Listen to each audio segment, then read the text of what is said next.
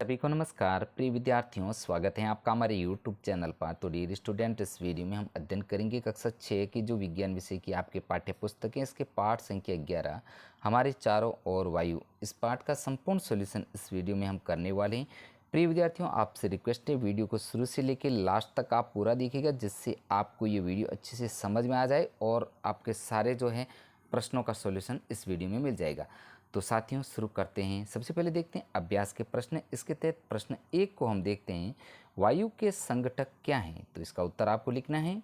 देखते हैं, वायु नाइट्रोजन, ऑक्सीजन, कार्बन डाइऑक्साइड, जल वाष्प तथा अन्य कुछ गैसों का मिश्रण। इसमें कुछ धूल के कण भी हो सकते हैं, जिसमें नाइट्रोजन, ऑक्सीजन 21%, जल 0.4%, कार्बन डाइऑक्साइड 0.03%, धूल के कण और अन्य गैसें 0.57% पाई जाती हैं। तो ये प्रमुख है जो वायु के क्या है, संघटक हैं। इसको आपको अच्छे से लिखना है और याद भी करना है। देखते हैं आगे 2 नंबर प्रश्न की ओर। वायुमंडल की कौन सी गैस श्वसन के लिए आवश्यक है? तो प्रिय विद्यार्थियों, आपको जैसे पता होना चाहिए, ऑक्सीजन गैस है जो श्वसन के लिए बहुत ही आवश्यक है। ऑक्सीजन नहीं होगी तो हम क्या है, जीवित नहीं रह पाएंगे। यानी कि मनुष्य को जीवन जीने के लिए कौन सी गैस चाहिए? ऑक्सीजन गैस हम ग्रहण करते हैं। प्रिय विद्यार्थियों, एक प्रश्न आपको कमेंट्स के माध्यम से हमें बताना है कि पेड़ पौधों द्वारा कौन सी गैस छोड़ी जाती है। इसको आप देख करके हमें बताना है कमेंट्स के माध्यम से। बढ़ते हैं आगे प्रश्न संख्या 3 की ओर। आप यह कैसे सिद्ध करेंगे कि वायु ज्वलन में सहायक होती हैं? तो यहाँ पर देखते हैं इसका उत्तर। हम कांच के बने 2 कुंड लेंगे, उन पर समान आकार की 2 मोमबत्तियाँ रखेंगे। दोनों कुंडों में थोड़ा पानी डालें और मोमबत्तियों को जलाएं। उसमें से प्रत्येक पर उल्टा गिलास रखें। गिलास एक दूसरे से बड़ा होना चाहिए। कुछ समय बाद हम देखते हैं कि छोटे गिलास के नीचे मोमबत्ती बुझ जाती हैं, जबकि बड़े गिलास के नीचे मोमबत्ती जलती रहती हैं। और कुछ समय बाद बड़े गिलास के अंदर मोमबत्ती भी बुझ जाती है।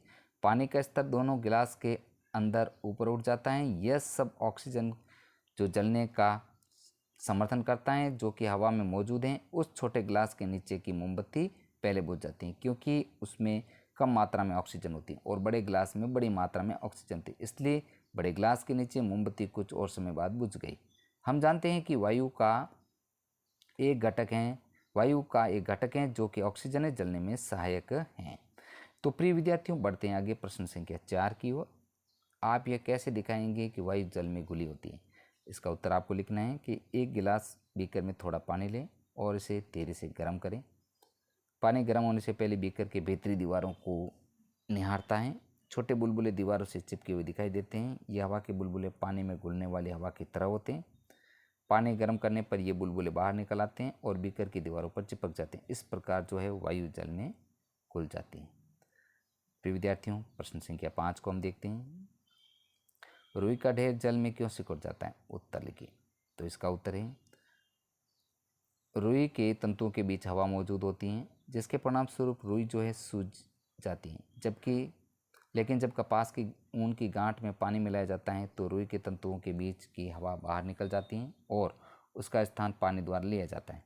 याद रखें, पानी और हवा की समान मात्रा में हवा अधिक खुले में रहती है, इसलिए रुई का ढेर जल में सिकुड़ जाता है। बढ़ते हैं प्रश्न 6 की ओर। पृथ्वी के चारों ओर वायु की परत वायुमंडल कहलाती है। आपको वायुमंडल इसका आंसर होगा। बढ़ते हैं 7 नंबर प्रश्न की ओर। हरे पौधों को भोजन बनाने के लिए वायु के अवयव की आवश्यकता होती है। Carbon dioxide. यहाँ पर आपके कार्बन डाइऑक्साइड की जो है, यानी कि पेड़ पौधों का भोजन कार्बन डाइऑक्साइड से बनता है। बढ़ते हैं आगे। 5 क्रियाकलाप की सूची बनाई जो वायु की उपस्थिति में कारण संभव हैं। तो यहाँ पर देखते हैं, जैसे वायु से पवन चक्की का चलना, मौसम मुर्गा की परिक्रमा, फिरकी की परिक्रमा, तूफान, बवंडर और पतंग का उड़ना। बढ़ते हैं 9 नंबर प्रश्न की ओर। वायुमंडल में गैसों के आदान प्रदान में पौधे तथा जंतु एक दूसरे की किस प्रकार सहायता करते हैं? तो इस प्रश्न का उत्तर आपको लिखना है।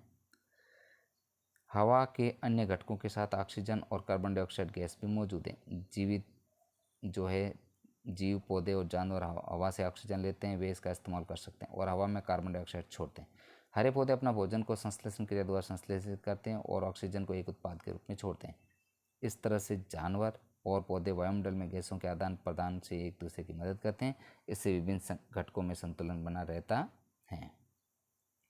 प्रिय विद्यार्थियों, हमने इस वीडियो के माध्यम से कक्षा 6 का जो विज्ञान विषय की पाठ्य पुस्तक है, इसके पाठ संख्या 11 हमारे चारों ओर वायु, इस पाठ का संपूर्ण सॉल्यूशन हमने इस वीडियो में किया है। प्लीज़ साथियों, आपसे रिक्वेस्ट है, वीडियो को लाइक तथा शेयर जरूर कीजिएगा। प्रिय विद्यार्थियों, आपको मेरे YouTube चैनल पर कक्षा 6 के विज्ञान के संपूर्ण वीडियो पाठों का सॉल्यूशन चैनल की प्लेलिस्ट में एक साथ मिल जाएंगे। वहां पर जाकर के आप इनका अध्यापन एक साथ भी कर सकते हैं। मिलते हैं साथियों अगले चैप्टर की ओर। वीडियो देखने के लिए धन्यवाद।